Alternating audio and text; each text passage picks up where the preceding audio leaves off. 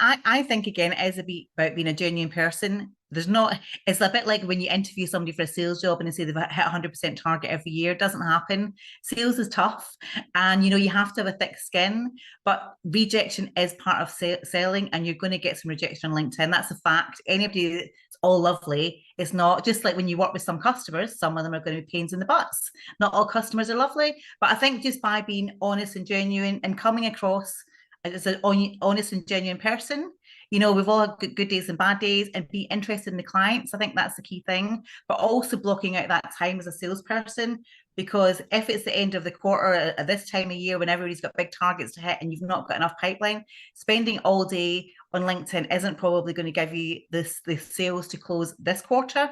It might build up your pipeline for next quarter, but make sure you allocate that time, and don't potentially go over it unless it's real. So I think it's easy to get caught up. I think in terms of the negativity, don't go down a rabbit hole and spend hours reading posts, because you can just start comparing yourself. Everybody has got a right to be there. It's a free platform. So I think just if you believe in what you're doing, you believe in yourself, you've just got to be yourself, and not everybody's going to agree with it. And I think you've just got to take that on board. And sometimes you will get a few trolls who might, the more popular you become on LinkedIn, you might get people being horrible to you. But the good thing is there's a block button, and I would advise to use it.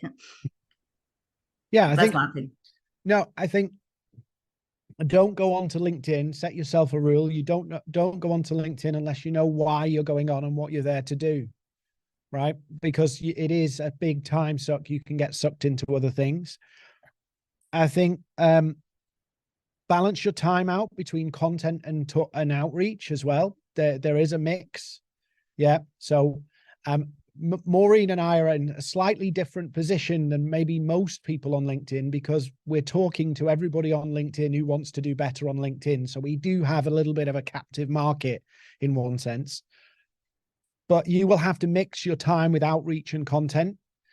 And there is a kind of content rat race you can get into. You need to be careful of. I'll just give you a simple rule. You don't get better at posting unless you post, right? So if you try go from, I want to be, a star at posting and, blow up. If you want to try and do that on day one, you can't, right? There is a journey you have to go on to get good at content. You just have to do it, and you learn what works and what doesn't.